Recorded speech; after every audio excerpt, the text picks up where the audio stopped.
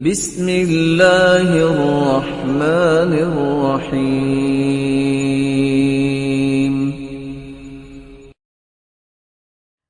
رسول اکرم صلی اللہ علیہ وآلہ وسلم نے جب بیٹی کا تذکرہ کیا تو فرمایا من عال جاریتین حتی تبلغا، جس کی دو بیٹیاں ہیں، کھلاتا پلاتا اور تقوی کے ساتھ تربیت کرتا ہے، جب بالغ ہو جائیں آپ نے دونوں انگلیاں اٹھائی، فرمایا جنت میں وہ میرے ساتھ اس طرح ہوگا جس طرح یہ دو انگلیاں ہیں۔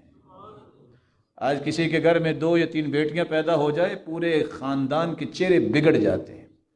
کاش ان کو اللہ سمجھ عطا فرمائے، تو اللہ کے رسول کی یہ بات کو یاد رکھیں، لا تکرہوا البنات فإنہن المونسات الغالیات، بیٹیوں کو برا نہ سمجھا کرو، یہ بہت مہنگی ہوتی ہیں اور والدین کا بڑا خیال کرنے والی ہوتی ہیں۔ اور اسی لیے امام احمد بن حنبل کے پاس ایک شخص آیا جس کے پاس 9 بیٹیاں تھیں، تو کہتے ہیں آپ جانتے ہو انبیاء کو، اکثر انبیاء کو اللہ نے بیٹیاں ہی عطا کی ہیں، بیٹے کم انبیاء کو ملے۔ البنات نعمہ، البنون نعمہ والبنات حسنات، اللہ یحاسب علی النعم ویجازی بالحسنات۔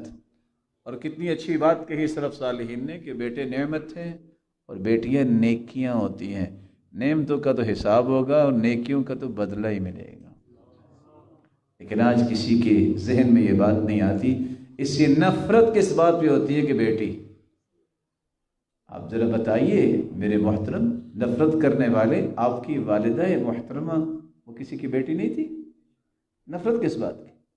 رسول اللہ صلی اللہ علیہ وآلہ وسلم نے یہاں تک بیٹی تو بیٹی، نواسی کی بات، آج ہم تو زیادہ ہی پڑھ لکھ گیا نا، مسجد میں بچہ آ جائے نا ایسا اسے دبائیں گے، غصہ کریں گے، وہ پھر پوری زندگی مسجد کا رخ نہیں کرتے۔ اللہ کے رسول اپنی نواسی کو کندھے پہ بٹھا کے نماز پڑھ رہے ہیں، کائنات کے سرتاج ہیں، جب سجدے میں جاتے ہیں تو اسے بٹھا دیتے ہیں، جب کھڑے ہوتے ہیں تو پھر کندھے پہ سوار کر لیتے ہیں۔ یا ایھا الانسان ما غرک بربک الکریم۔